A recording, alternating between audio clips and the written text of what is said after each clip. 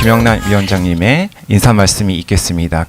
공론화는 정부가 일방적으로 정책 결정을 하는 것이 아니라 이해관계자와 일반 시민들의 다양한 의견을 모으고 토론과 수기를 통해서 공적인 여론을 형성해가는 민주적 과정입니다.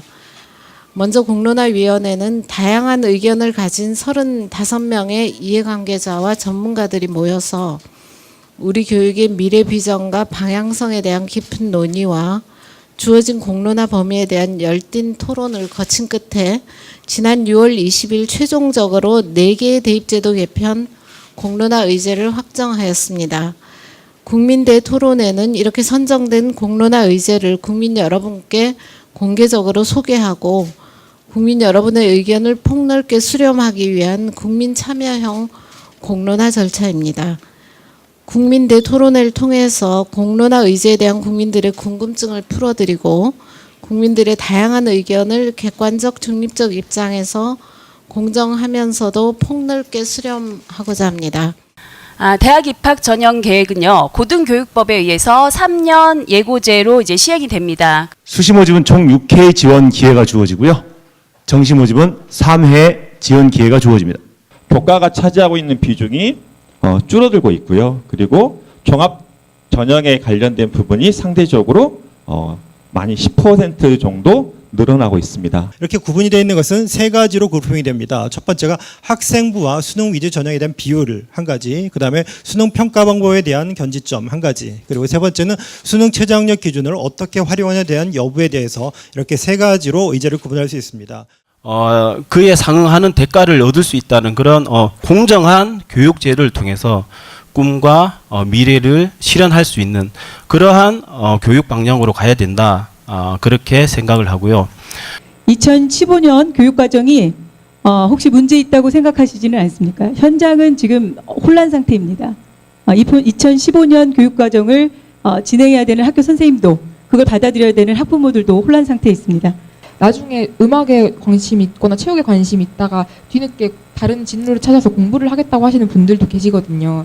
그런데 그런 분들이 이제 수시로 쓰지는 좀 경쟁력이 떨어지니까 정시 공부를 많이 하신다고 하더라고요. 그런 학생들의 기회를 보장하는 편에서 약간 정시가 좀 늘어나면 좋지 않겠나라는. 협의를 본 게 45%가 만들어진 이유는 지금 현재보다는 2배 정도는 돼야 된다. 2월 했을 때 50% 정도. 이것이 학생과 학부모들이 느끼고 있는 최소한의 수치인 것 같습니다. 미래 사회 시민으로서 꼭 필요한 핵심 역량 6가지를 제시하고 있습니다. 자기관리 역량, 정보처리 역량, 창의적 사고 역량, 심리적 감성 역량, 의사소통 역량, 공동체 역량. 격차는 커지고 사교육은 진화했다. 재수를 권하는 사회, 그러나 아무나 재수 못하는 사회. 아이들에게 진정으로 필요한 평가는 무엇일까? 이게 현재의 수능이 가지고 있는 현실입니다.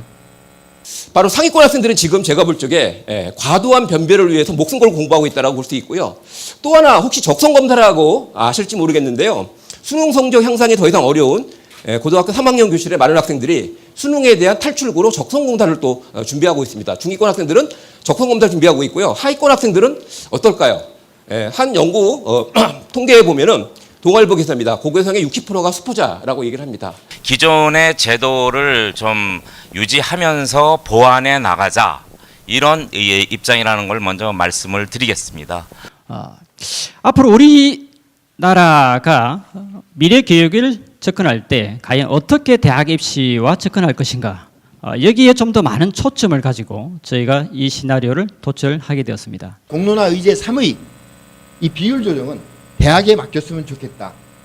그러나 현재는 모든 어떤 하나의 전형으로 속된 말로 몰빵하지는 못하게 해야 되겠다. 왜 그러면 선택권을 제한하는 거거든요. 이 시나리오 원고상에서는 저희가 학생부 교과와 초급 간에는 적절한 균형을 유지하자고 제시하고 있습니다. 자, 그러면 선발 방법 및 비율 한 가지만 보시더라도 시나리오 3이 추구하는 부분에서는 정시 45%까지 아니지만은 적절한 유지를 통해서 이 정시에 대한 부분도 고민을 하고 있는 부분입니다. 정시하고 수시의 비율은 대학 자율에 맡기자. 그러나 기본 방향은 정시 확대라는 방향을 권고해야 된다. 수능 평가 방법에서는 상대 평가를 유지해야 된다라는 게 저희 제안입니다. 학종의 비율이 줄어들면 학종과 관련해서 제기됐던 여러 가지 문제들을 해결하기도 용이해지는 그런 상황을 만들 수 있다라는 게 시나리오 4가 제안하는 기본적인 내용입니다.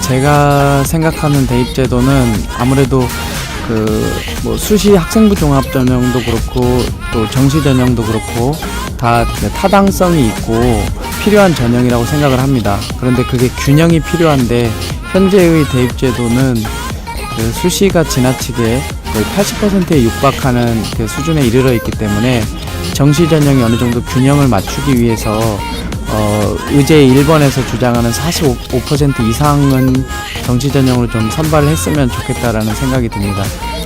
그런 것들이 여러 가지로 학교 현장을 그리고 교사나 학생이나 학부모님들의 그 피로도를 줄이고 또 평가의 모호성을 더 해소할 수 있고 또 뭐 학생들이 대입을 준비하는 데 있어서도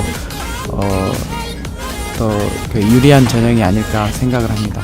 수능을 절대평가하는 것에 동의하는 입장이고 그렇지만 그 대학에 선발한 기본적으로 대학에 맡기는 방식으로 하는 게 가장 합리적이다 이렇게 생각을 하고 있습니다. 그러니까 우리가 요구하는 어떤 지식이라는 게 수능 점수 1, 2점으로 크게 변별력을 따지는 것이 좋은 인재를 뽑는 하나의 좋은 방법이다 이렇게 생각지는 않기 때문에 절대평가가 더 합리적이라고 생각하고 어떤 제도 방법을 국가에서 일률적으로 정하기보다 대학 자율로 선발할 수 있는 방안을 찾는 것이 가장 더 좋지 않을까 생각합니다. 대입제도의 방향이 학생들의 경쟁을 심화시키는 것보다 저도 아직 꿈이 없거든요. 저처럼 꿈이 없는 학생들을 위한 진로를 찾을 수 있는 좀 학생들을 위한 대입제도가 그쪽으로 됐으면 좋겠다는 생각을 하고 있어요. 저는 지금 우리나라 교육이 너무 대학 입시 위주로만 가고 있지 않나라는 생각이 들어서 아이들이 스스로 발견하게 하고 좀 교육의 본질에 대해서 생각을 해봐야 할 시점이 되지 않았나 생각을 하고요.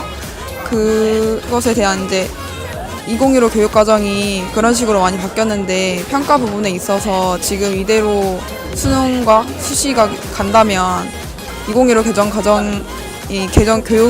개정이 된 게 의미가 없어지지 않을까. 현재 학교 현장에서 학생들이 무엇을 배우고 있는지를 좀 바라봐 주셨으면 좋겠습니다.